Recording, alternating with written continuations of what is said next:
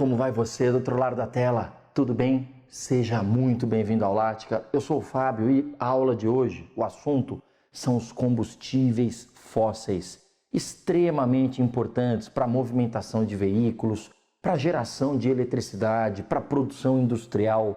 Nós estamos falando dos combustíveis fósseis como a fonte de energia ainda mais consumida no planeta, né? Então nós estamos falando do petróleo, nós estamos falando do carvão mineral, nós estamos nos referindo ao gás natural e até da produção do xisto ou do folhêlio bituminoso. Olha só, vamos lembrar o seguinte, quando nós falamos de combustíveis fósseis, nós estamos falando de combustíveis de origem orgânica, ou seja, matérias orgânicas das mais diversas, soterradas em estruturas sedimentares, em bacias sedimentares, que são grandes depósitos organizados em camadas de sedimentos. Então, essas diferentes camadas de sedimentos, elas vão aumentando a pressão e a temperatura sobre essa matéria orgânica, dando origem aos combustíveis fósseis.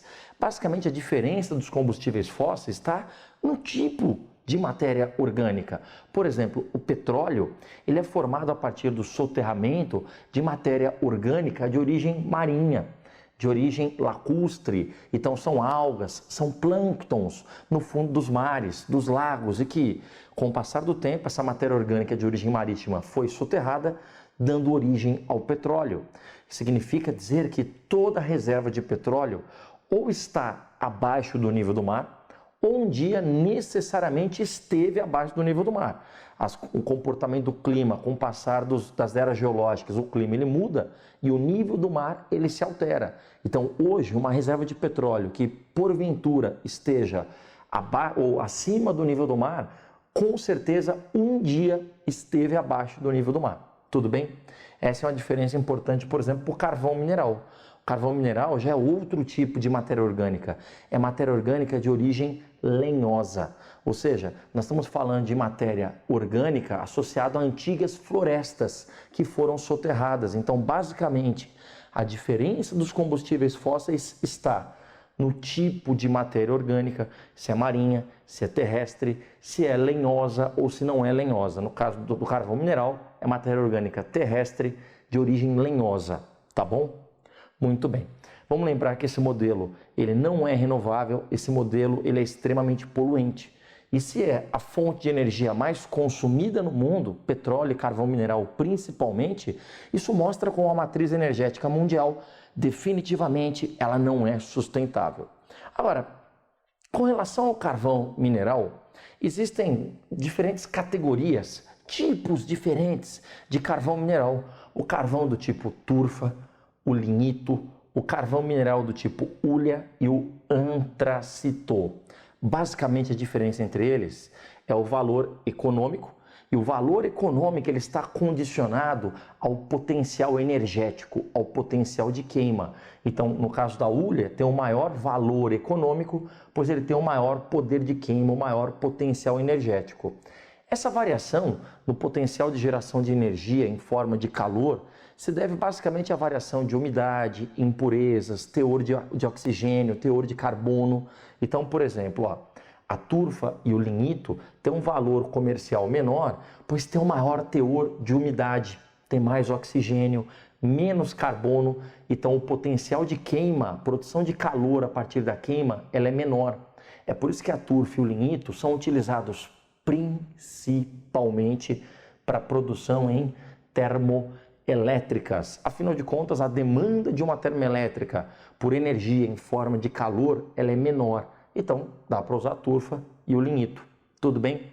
Agora, no caso da hulha e do antracito, nós estamos falando de tipos de carvão com teor de carbono muito alto. Então, o potencial de queima, ele também é muito alto. Por isso eles são mais valorizados, e é por isso que eles são utilizados em atividades econômicas onde há uma maior demanda por energia em forma de calor. Ou seja, nós estamos falando das metalúrgicas e das siderúrgicas, né? As siderúrgicas, as fábricas de aço que demandam calor em grande quantidade para a produção dessa liga, para a produção do aço.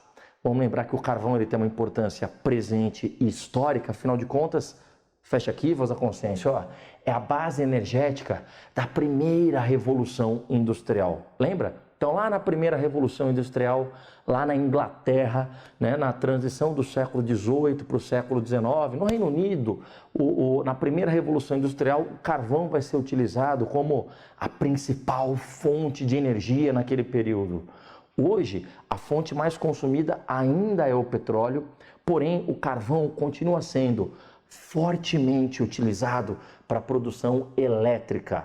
Ou seja, quando o assunto é eletricidade, não estou falando da movimentação de veículos, não estou falando de motores a combustão. Quando o assunto é eletricidade, a maior parte das termoelétricas mundiais ainda são movidas a carvão mineral. Portanto, esse modelo é poluente. E os países que mais consomem carvão mineral no mundo, tá aqui, ó, voz da consciência. Fecha aqui de novo os destaques mundiais, são os Estados Unidos, a China e a Índia, 3 países extremamente populosos, de grande demanda energética, grande demanda elétrica, são os maiores produtores ou os maiores consumidores de carvão mineral do mundo. A China, em especial, é legal destacar uma região a nordeste da China chamada de Manchúria. Essa região chamada de Manchúria é um dos maiores polos produtores do mundo desse tipo de carvão aqui, ó, o antracito. Então a China é um grande produtor, um grande consumidor de carvão, não é à toa que é um dos países de maior índice de poluição do planeta, não é mesmo? Outro ponto importante é que aqui no Brasil, a nossa produção de carvão, ela não é tão significativa assim. O Brasil é uma grande potência mineral, mas o nosso forte definitivamente não é o carvão mineral. O grande cinturão carbonífero brasileiro está presente, ó, fecha aqui, voz da consciência, aqui, ó, na região sul do Brasil.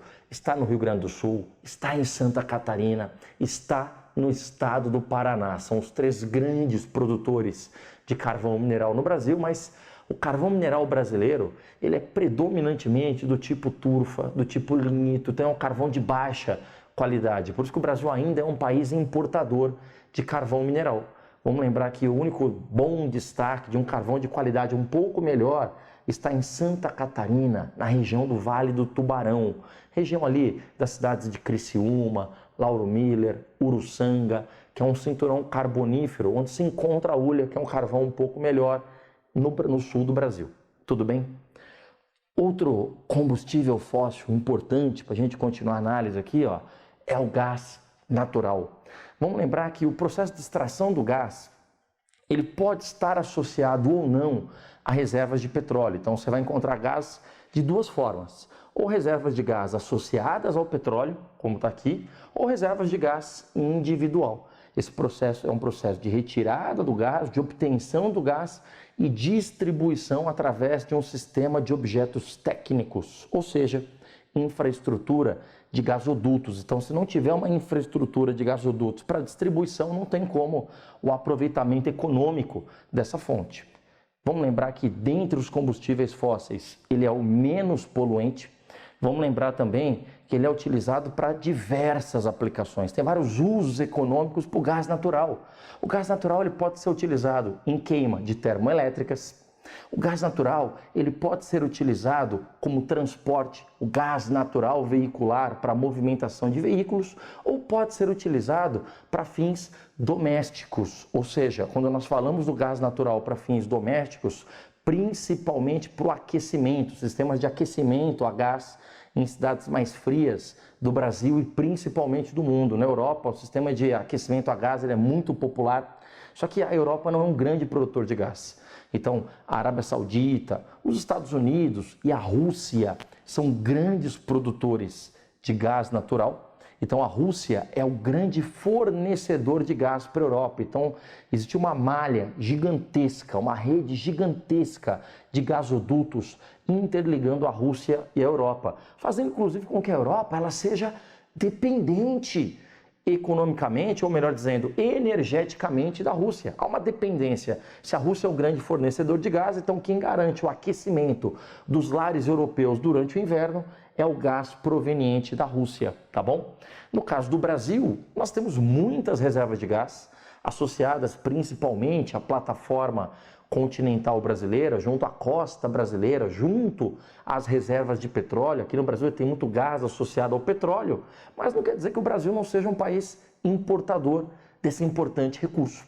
O Brasil importa muito gás natural do nosso país vizinho, a Bolívia. Então, existe um gasoduto que traz o gás boliviano em direção ao Brasil, que é um gás, fecha aqui, voz da consciência, chamado de gás BOL, ou o gasoduto Brasil-Bolívia. Repito, é o gás proveniente da Bolívia em direção ao Brasil, através dessa importante infraestrutura logística, o gasoduto Brasil-Bolívia. E para fechar a nossa conversa de hoje, o xisto ou o folhêlio betuminoso pode ser encontrado também como xisto pirobetuminoso, mas geralmente a gente ouve falar como xisto betuminoso. O xisto betuminoso, combustível fóssil, ele está associado a uma estrutura de rochas de grãos mais finos. E o betuminoso ele é um processo mais fácil de extrair, porque ele é fluido. Então o processo de extração do xisto betuminoso fluido ele é mais barato, ele é mais fácil, ele é mais simples. O problema, o que acaba encarecendo muito o processo, é quando o xisto ele é o pirobetuminoso, porque ele é encontrado no estado sólido, é uma rocha, né? São rochas de xisto encontrados nessas camadas sedimentares. É chamada de piro, porque piro está associado a fogo.